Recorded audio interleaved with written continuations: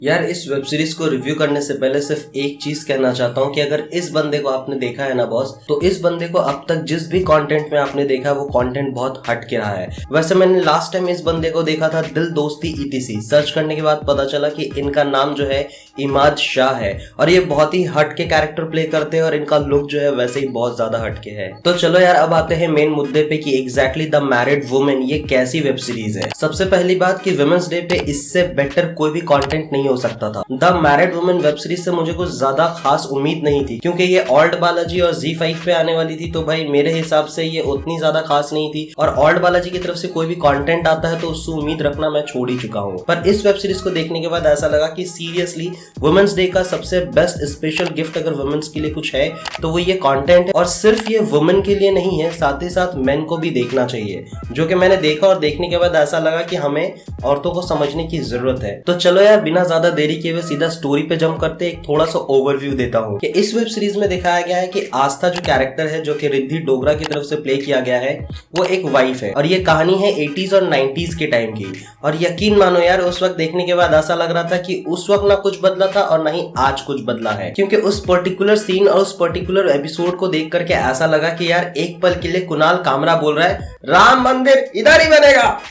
तो वो वाला फीलिंग यार आ गया देखने के बाद। एग्जैक्टली ये दिखाया जाता है कि 80s के टाइम पे मैरिड कपल कैसे होते थे, उनको अपनी प्राइवेसी के लिए क्या करना पड़ता था और किस तरह से बड़े बुजुर्ग जो है उस टाइम को जो है बहुत ही आसानी से इग्नोर करते थे। उनको पता भी होता था कि इन्हें प्राइवेसी चाहिए और उनको ये भी करना था कि बेटा यहाँ पे बैठो साथ में टीवी देखते हैं। उस टाइम को जो है बहुत ही अच्छे से रिक्रिएट किया गया है। आप अगर थोड़े से सीन पे ध्यान दोगे तो पूरा का पूरा सीन जो है 80s और 90s के हिसाब से डिजाइन किया गया है। इस वेब सीरीज के अंदर में जो दूसरा कैरेक्टर है जिसका नाम है हेमंत, जो कि सुहास शाह ने प्ले किया है, वो इस कैरेक्टर को बहुत ही आसानी से जस्टिफाई कर गए हैं। और मेरे हिसाब से इस कैरेक्टर को जस्टिफाई करना कुछ ज्यादा मुश्किल नहीं था, क्योंकि यहाँ पे दिखाया जाता है वही टिपिकल हस्बैंड जो कि 80s और 90s के टाइम पे हुआ करते थे एंड आई थिंक ये अभी भी होते हैं। जिस तरह से ट्रेलर में दिखाया गया था कि एक हस्बैंड वाइफ के बीच का रिलेशन कैसा होता है, पहले के 2 साल कैसे होते हैं, आने वाले 5 साल कैसे होते हैं और शादी के 10 साल के बाद में एग्जैक्टली उनके बीच में क्या रहता है, इन सभी चीज को जो है आप स्टार्टिंग के कुछ एपिसोड में एक्सप्लोर कर जाओगे और आपको देखने में बहुत ही सूदिंग लगेगा। और इस पूरे एपिसोड और वेब सीरीज को अगर किसी चीज ने ग्रिप बना के रखा तो वो सबसे पहली चीज इस वेब सीरीज का ठहराव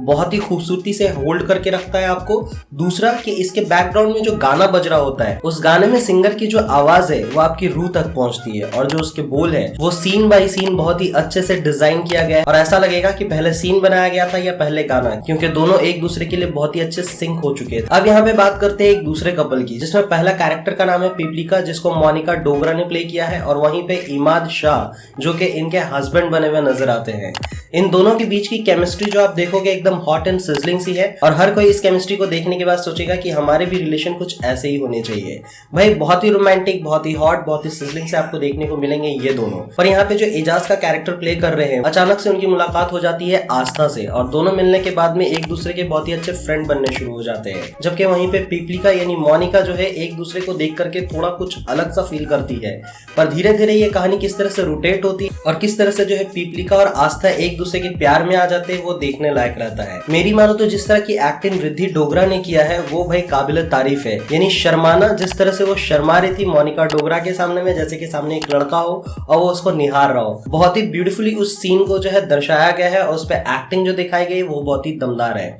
अब बात करते हैं कि दोनों कपल के बीच में ऐसा क्या होता है कि दोनों को एक दूसरे से यानी दोनों औरतों को एक दूसरे से प्यार हो जाता है और दोनों रिलेशनशिप में आ जाते हैं और दोनों काफी सीरियस रिलेशनशिप में आ जाते हैं। अब इस चीज का हस्बैंड को पता लगना और इस चीज को समाज को पता लगना, वो भी 90s के टाइम पे किस तरह से हुआ करता था ये आप सोच भी नहीं सकते। पर यहाँ पे जिस तरह से दिखाया गया है ऐसा लगता है कि बहुत ही स्ट्रॉन्ग मैसेज देने की कोशिश की गई है एंड आई होप कि इस वेब सीरीज को देखने के बाद हर कोई जो है इस चीज को समझ पाएगा और उस रिलेशन की रिस्पेक्ट करना तो सीख ही जाएगा। मेरे हिसाब से मानो तो इसकी डायरेक्शन हो या फिर स्क्रिप्टिंग हो या फिर एक्टिंग, ये सभी चीजें एकदम परफेक्ट है और इस पे सोने पे सुहागा बैकग्राउंड म्यूजिक है। जो बैकग्राउंड म्यूजिक यानी जो गाना बीच बीच में बज बज रहा होता है बॉस, वो सुनते ही रह जाओगे आप और आप कहोगे कि यार खत्म क्यों हुआ। तो ओवरऑल अगर बात की जाए तो सभी की एक्टिंग दमदार थी, कॉन्सेप्ट दमदार था और वुमेन्स डे के लिए बहुत ही दमदार सा तोहफा था, भले से वो वुमेन के लिए हो या फिर मेन के लिए। Overall it was a decent web series और आपको देखनी जरूर चाहिए, लेकिन हाँ ये फैमिली के साथ देखने के लिए नहीं है। अगर आपने वेब सीरीज देख लिया है तो आपको कैसा लगा जरूर बताना। क्या आपको भी वही सारे थॉट्स, वही सारे इमोशन आए जो मैं देख करके सोच रहा था, और जिस तरह से मैंने म्यूजिक या फिर पूरा डिजाइन और आर्ट को एंजॉय किया, क्या आपने भी किया? वो जरूर कमेंट सेक्शन पे बताना।